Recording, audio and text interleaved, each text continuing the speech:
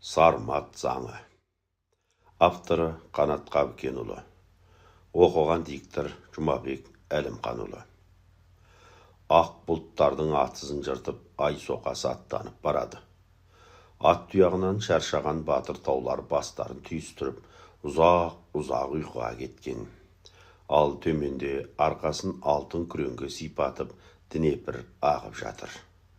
Сарматтардың батыр ұлы Томурыл Днепрге қою көлеңкесін құлатқан қарт жартастың қабағында Грейкесті ұзақ күтті. Грейкес тайпа ақсақалы Агиданың сұлу қызы болатын. Грейкестің атқан оғы жерге түспейтін садақшы екенін Хазар тайпасы ғана емес, бүкіл сарматтар білетін. Ал сарматтар жауына деген қанішерлігімен жалпақ әлемге танымал еді. Неге екені беймәлім, Грейкес уәделі жерге кешігіп келді. Сағынған жігітінің салалы саусақтарынан қыса үнсіз аймаласты. Днепрдей толқыған жүректер мауқын басып, қауша жер анадан, от әулиесінен, сармат даласынан өздеріне бақыт тілесті. Томурыл шексіз сүйіспеншілігін айтпақ еді, Грейкестің азаптана күрсінгенін, жап-жарық ай сәулесінде жарқыраған жас тамшыларын байқады. Грейкес, сен шынымен сол баяғы шешіміңнен асалмадың ба? Сен Ахмендерді де адам дейсің бе? Оттан жаралған сарматтарға Алланың еншісі, әкең Агиданың қалқына қылыш сілтеген киір жасақтарына да бүйрегің бұрылама? Түсінбеймін, мүлде түсінбеймін. Томурыл, кешір мені. Адам қанына қолымды малғым келмейді. Мүмкін ол өзім үшін, мүмкін сен үшін болар. Бірақ мен, Томурыл, мен сені сүйемін. Оған мына шексіз сармат даласы куә. Мынау Днепрде куә. От әулиесі алдында ант ішейін. Грейкес жасақтардың қостарынан көтерілген түтінге көз жіберіп аузын жыбырлатты. Батыр сармат Томурыл ай жарғына шағылысып, күмістей жарқыраған дуылғасын ұстап терең ойға шомды. Ал төменде арқасын алтын күреңге сипатып Днепр ағып барады. Оңтүстік Орал мен Днепрдің солтүстігін мекендеген сарматтардың дәстүрге айналған дала заңында әрқандай бір сармат қызы қас дұшпанының қанын шашпай күйеуге шықпайтын. Үйленіп жасына толған қыздар майданға сұранып шығып, ат ойнатып, ерлік көрсеткесін тайпа ақсақалдарынан бата алып басын құрайтын. Грейкес те үйленіп жасына толды. Сары жазықта сандаған азулы аңдарды атып та атын шығарды. Бірақ әлі майданға сұранған емес. Сүйгені Томурыл 2 жылдан бері Хазар жасақтарының жасақ басы болып келеді. Ұрыс сайын олжасыз қайтқан кезі жоқ. Сарматтарша айтқанда Тәңірінің өзі жіберген қолбас еді. Жасасын Агида, жасасын Томурыл, от әулие қолдасын. Алыстан отты қоршай ұрандаған жасақтардың даусы естіледі. Грейкес үнсіздікті өзі бұзды. Батырым, әлгі бір парсының басын алған күн есіңде ме? Қайсы бірін айтасың? Томурыл ақырын жымиды. Өздері ие болмаған басына мен қайдан ие болайын? Батырым-ау, әкем Агиданың қостың алдында өз қолымен шауып өлтірген әлгі бірін айтам. Сол күннен бастап үрейлі түс көремін. Ылғи да әппақ аққудың қанатындай қос қанатты жебе артымнан қалмайды. Томурыл, шынында үрейлі күн кешудемін. Анау денесіз бастарды Тәңір алдында қалай кезіктіреміз? Томурыл, олар да адам ғой. Біз кирлермен келісімге келейік. Днепрдің қалған жері де жетер. Онсыз да біз жаулаған жер аз ба? Томурыл, кешір мені. Жер ана алдында кешір. Ежелден жылаған әйелді жек көретін Томурыл бетін бұрып, ештеңе естімегендей ұран шақырып жатқан жасақтарына қарай аяңдады. Грейкес басын көтерместен атылып барып, Ахмен жасағының аяғынан шешіп алған етігінен сүйе.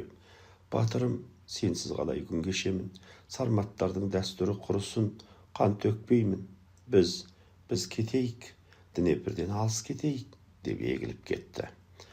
Томурул сарматтарға тән қайсарлықпен қыздың құшағынан аяғын суырып алды.